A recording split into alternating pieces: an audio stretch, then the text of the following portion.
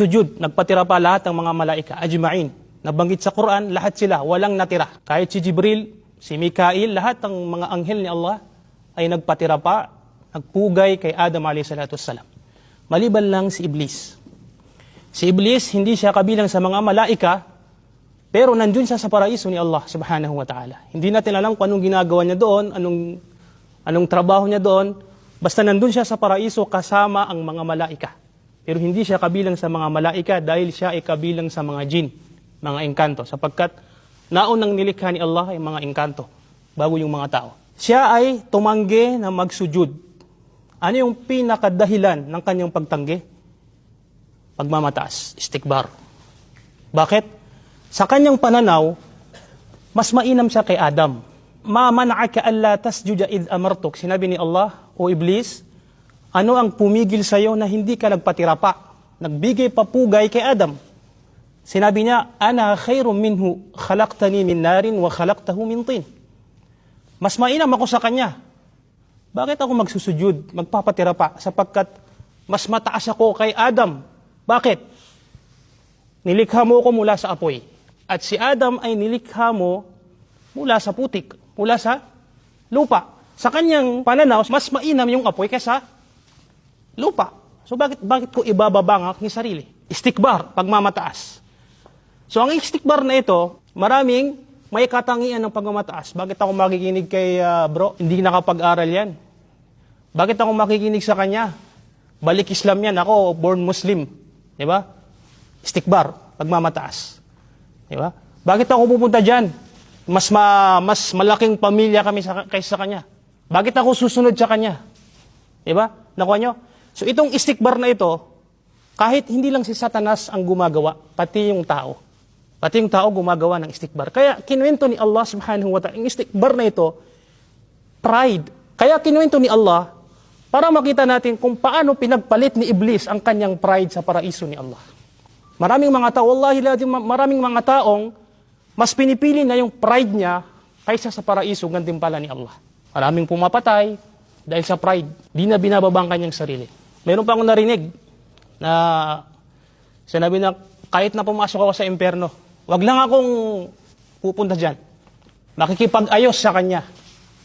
Wala siyang pakialam. Nakuha niyo yung pride, istikbar. May mga taong ganyan, mas pinipili niya yung kanyang pride. So ganito yung mismo yung ginawa ni Iblis. Kaya siya napaalis, napalayo sa habag ni Allah subhanahu wa ta'ala. Napaalis sa paraiso. So yan ang asas, yan ang pinaka-point, muskila na nangyari kay Iblis.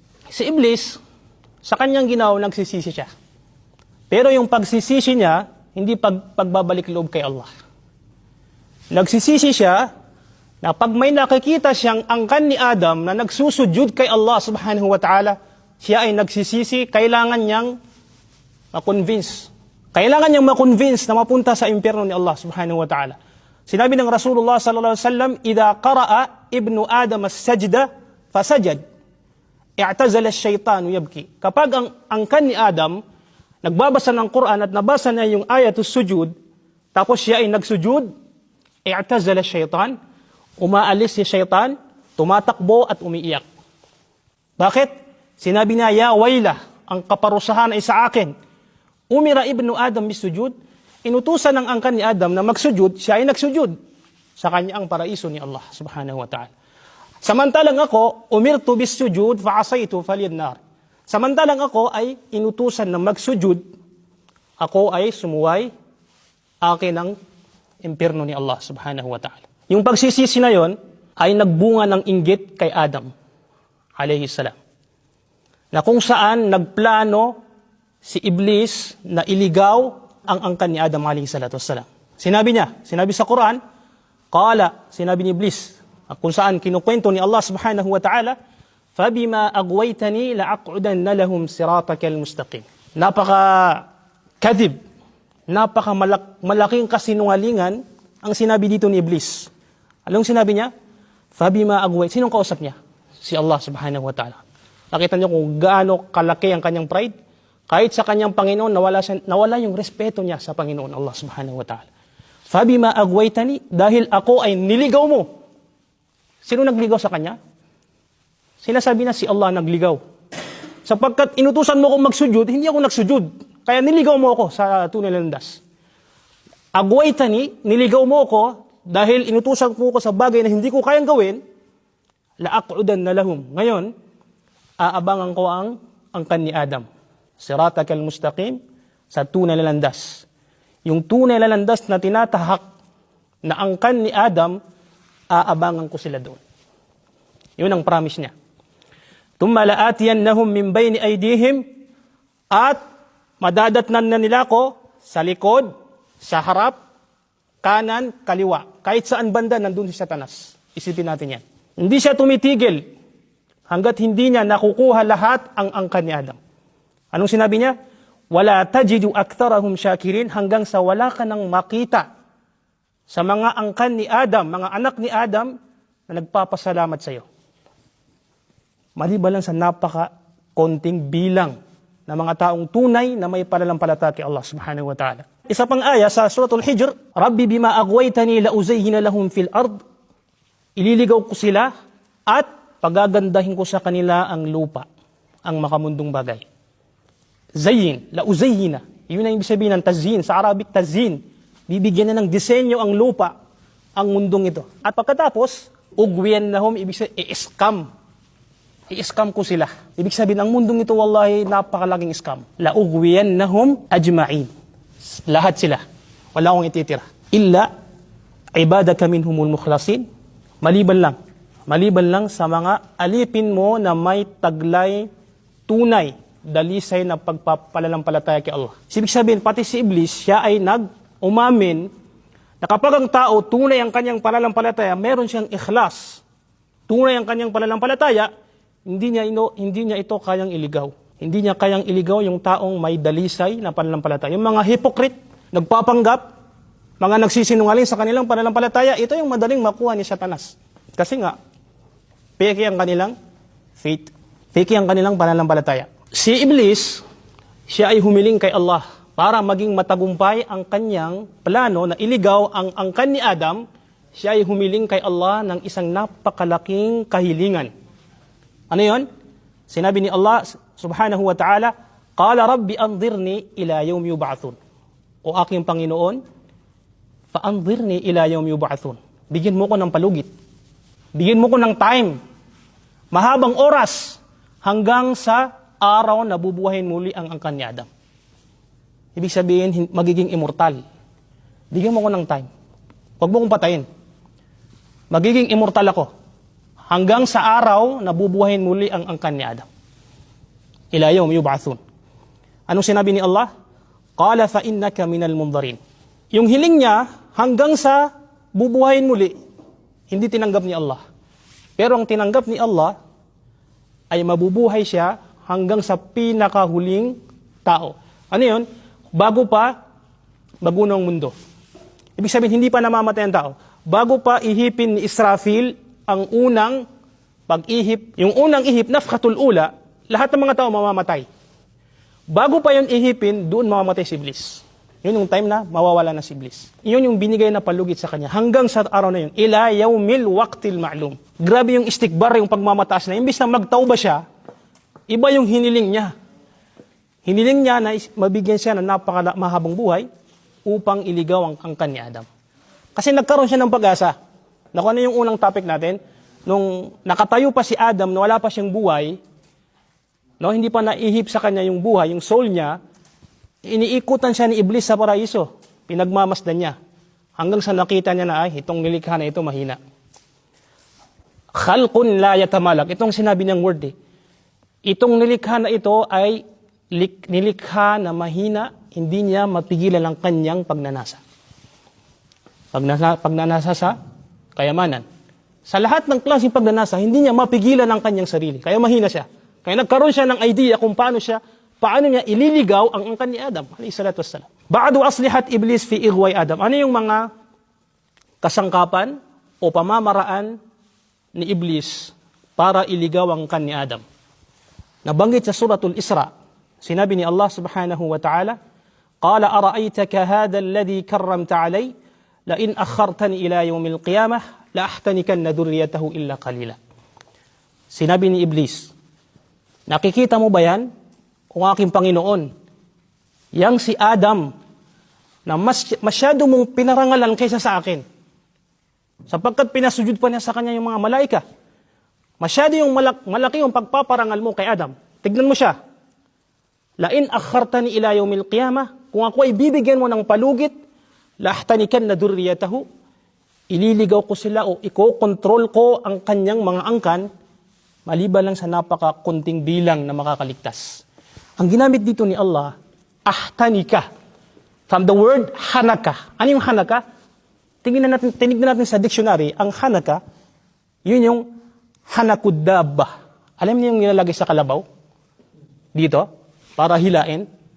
Kahit saan mo hilain, susunod siya. So yun ang ginamit ni Iblis. Yung parang gagawin ko silang parang hayop na hila-hila ko ang tali, kahit saan ko sila dalhin, susunod sila. Lahtanikan na duriyata. Yan ang kanyang promise. Lahtanikan na duriyatahu illa kalila. Lahat angkan. Walang makakaligtas. Maliban lang sa napakaliit. Anong sinabi ni Allah? Pinigilan ba ni Allah si Iblis? No. Idhab. Yes. Umalis ka na. Faman tabi'aka minhum, sino man ang sumama sa'yo, fa inna jahannama jazaukum jazaan mawfura. Katotohanan, ang parusang impernong apoy, lahat ng sumali sa'yo, umanib sa'yo, ipupuno ko sa impernong apoy. Subhanallah. Wastafziz man istata'ta minhum. Iligaw mo na kung sino yung kaya mong iligaw mula sa angkan ni Adam. Binigyan na ng palugit.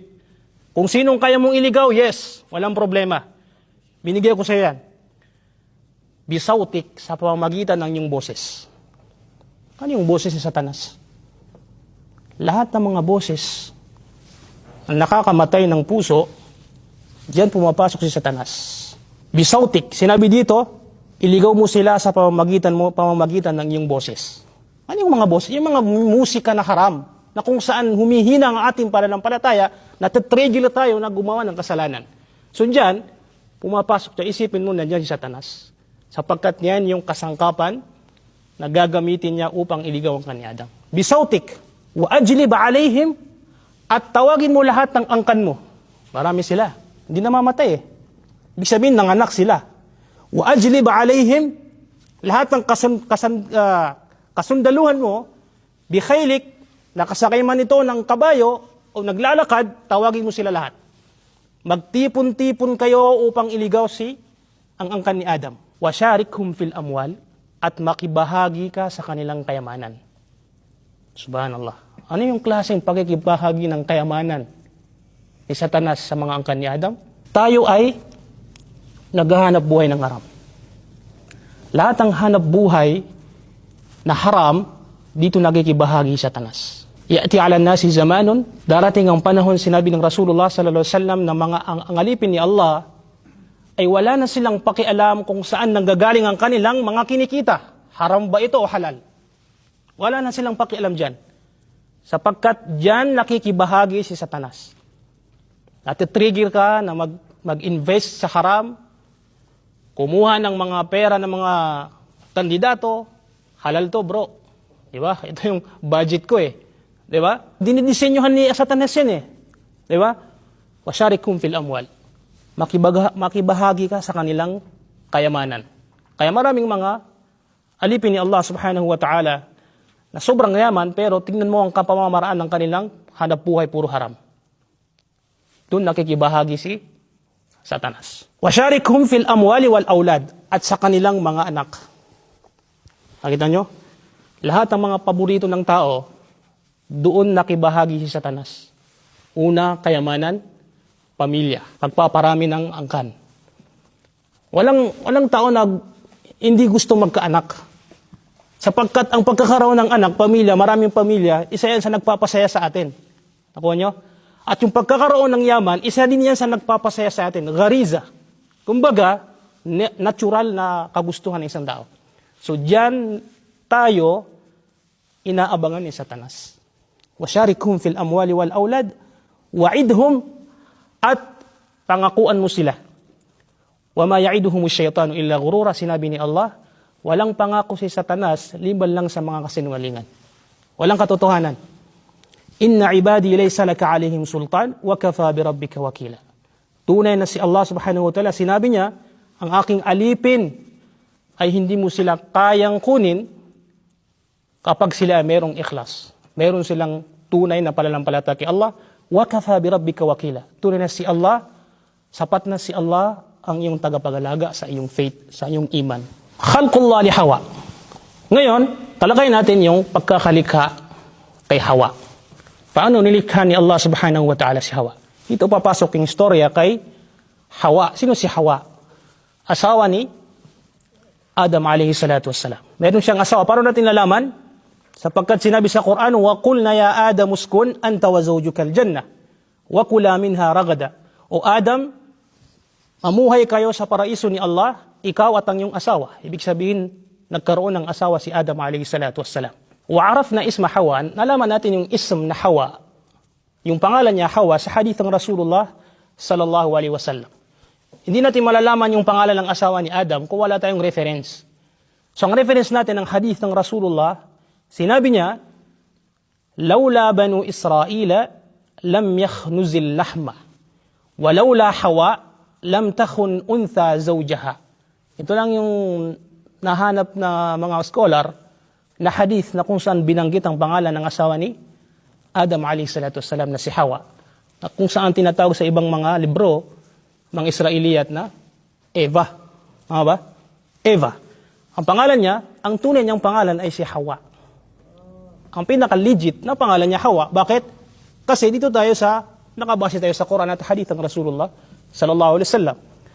Laula banu Israel, lam yakhnuzil lahma. Kung hindi lang ang Banu Israel, ang angkan ni Israel, hindi mapapanis ang karne. Pagpapanis ng karne, ang unang gumawa niya, nagpasimuno ang Banu Israel. Bakit? Kasi inutusan sila na wag silang mag-imbak ng karne. Kasi mababaho, mapapanis. Kung ano ang kailangan nilang kainin, yun lang ang kakainin nila. Yung sobra, kailangan nilang ipamigay. Hindi nila pwedeng itagod. Pero dahil sila ay sakim, masyadong kuripot, di ba? Tinago nila yung mga natira. Ano nangyari? Namaho. Sa panahon nila, walang mga refrigerator.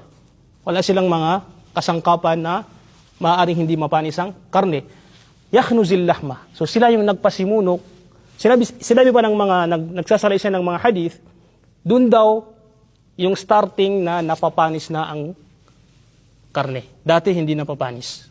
Pero ngayon, napapanis na dahil sa ginawa ng mga Banu Israel. Walaula Hawa, lam takhun untha zawjuha. Kung hindi lang, yun ang ibig sabihin ng laula Diba? Kung hindi lang si Hawa, hindi na susuway ang babae sa kanyang asawa. Anong naintindihan natin doon? Ang maintindihan natin, parang kaya sumusuway ang babae sa kanyang asawa dahil si Hawa, siyang nagpasimuno nito. Yun ang naiintindihan natin, no? Pero hindi. Si Hawa, nakagawa siya ng kasalanan, pero yung kasalanan niya, hindi sa pangangalunya. Okay? Hindi siya nangalunya. Ang ginawa niyang kasalanan, yung pagkain niya ng mansanas. Walang sinabi sa Quran mansanas, pero ang sinabi sa Quran, syajara. Dhaka syajara, kumain siya sa punong kahoy. Yung bunga. Hindi yung puno. Ibig sabihin, yung bunga niya, kinain. Pero hindi natin alam kung anong bunga yon. Apple ba yon? O durian? O ano? Hindi natin alam. We don't have any idea. Importante, mayroon siyang kinain bunga. So, yun ang naging kasalanan ni Hawa. So, laula Hawa, sinabi pa ng mga ulama, kung hindi si Hawa na mahina, ang kanyang kaisipan at ang kanyang pananampalataya, hindi magiging lam takun untha zawjaha. Ang maintindihan natin, sabi ng mga ulama, ang maintindihan natin dito, ang babae, napakalaki ang kanilang ambag sa nagiging kasalanan ng mga kalalakihan. Kaya nagkakaroon ng, sinabi ba ng mga ulama, si Hawa ay isa siya sa mga, hindi siya nagipagtulungan kay Iblis para kumain sila lumapit sila doon sa kahoy na yon. Pero, nagkaroon siya ng ambag na sila ay kumain na sabay ng kanyang asawa. Nakuha nyo? So, ang pinapaliwanag dito sa hadith na ito ay yung mga kababaihan, napakalaki ang kanilang responsibilidad sa komunidad upang hindi makagawa ng kasalanan ang mga kalalakihan. Yun ang gustong ipahiwatig ng hadith na ito ng Rasulullah sallallahu alaihi wasallam. Hindi ibig sabihin, ang mga kababaihan, lahat ng nagagawa nilang kasalanan, ina-address nila kay Hawa. No. Sapagkat namana namin itong kasalanan na ito kay Hawa. Kasi siya yung unang nagpasimuno ng pagsuway ng kanyang asawa. Hindi yun ang ibig sabihin. Bakit? Ang kasalanan ni Hawa, ito ay hiniling niya ng kapatawaran kay Allah subhanahu wa ta'ala. At pinatawad siya ni Allah subhanahu wa ta'ala. At hindi natin pwedeng pasukin yon. Kung ano nagagawa ng mga kababaihan na kasalanan, sa kanila na yun. Sila yung lilitisin sa kanilang sariling ginawa. Pero ang hadith na to, pinapahiwatig niya na ang mga babae, kailangan yung maging maingat sapagkat napakalaking responsibilidad ninyo upang maprotektahan ng mga kalalakihan sa paggawa ng kasalanan. Ngayon, meron ba sa Quran o sa hadith ng Rasulullah kung paano din nilikha si Hawa? Sa Quran, isa lang, ang isang talata lang sa Quran, nabanggit doon kung paano nilikha si Hawa. Pero hindi sinabi doon na siya ay nilikha mula sa tadyang. Nakuha nyo? Ang sinabi dito, Ya ayyuhan nasu taqu rabbakum alladhi khalaqakum min nafsin wahida wa khalaqa minha zawjaha wa batha minhuma rijalan kathira wa nisaa. O kayo na mga tao, matakot kayo kay Allah subhanahu wa ta'ala na kung saan nilikha niya kayo mula sa isang buhay. Nafs wahida. Ang isang buhay na yun si Adam. Al-maqsud, huwa Adam. Nilikha kayo mula sa isang buhay na si Adam. From one soul. Wa khalaqa minha zawjaha, at sa isang buhay na yon nilikha si Hawa. Ibig sabihin, sabi ng mga ulama, si Hawa nilikha sa buhay ni Adam. Yung soul, isang ruh ni Adam, doon nang galing si Hawa. Dalawang opinion dito ng mga ulama. Ang mga ulama, sinabi nila, minha, nanggaling siya kay Adam, tapos ginawa nilang tafsir, yung hadith ng Rasulullah, khuliqat Hawa min dil'i Adam. Nilikha si Hawa mula sa tadyang ni Adam. Kumbaga, binawas sa katawan ni Adam alayhi salatu wassalam. Pero ang mga ibang scholar, hindi nila tinitignan ng ganitong opinion. Ang tinitignan nila, nilikha si Hawa mula kay Adam, mula sa buhay ni Adam, yung soul, sariling ruh, bilang pagrespeto at pagpupugay kay Hawa sa mga kababaihan. Takrimu lil mar'ah. Paano yung hadith ng Rasulullah na si Hawa ay nilikha mula sa tadyang? Sinabi ng mga mufassirun sa mga hadith, ang hadith na ito ay nagpapahiwatig ng katangian ng isang babae. Sapagkat ang babae, isa sa kanyang katangian ay pagiging baluktot. Katulad ng isang tadyang. Katulad ng isang tadyang. Ang pinakabaluktot sa tadyang na isang lalaki ay yung pinakataas. Kaya sinabi dito ng Rasulullah sallallahu alaihi wasallam, istawsu bin nisa'i khairan. Ang pagiging baluktot ng babae, hindi mo siya pwedeng puwersahin.